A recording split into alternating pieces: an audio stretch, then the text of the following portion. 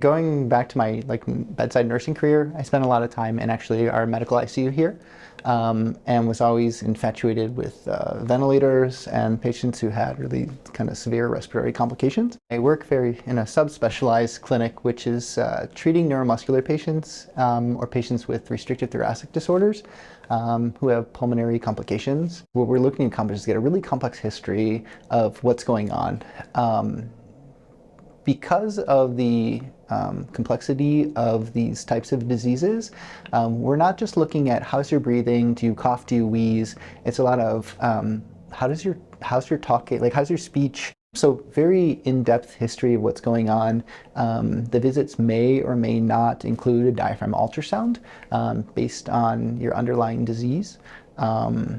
And just really try and convey they are listened to, and that they have, faith in us to help them with these, very large diseases. The most rewarding part of my job is just making sure that, providing changes the quality of life for our patients, right? Again, some of them have very debilitating diseases or lifelong diseases.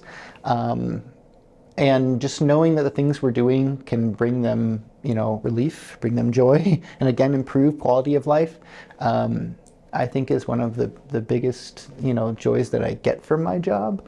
And just being able to ensure that patients understand what we're doing and why we're doing these things.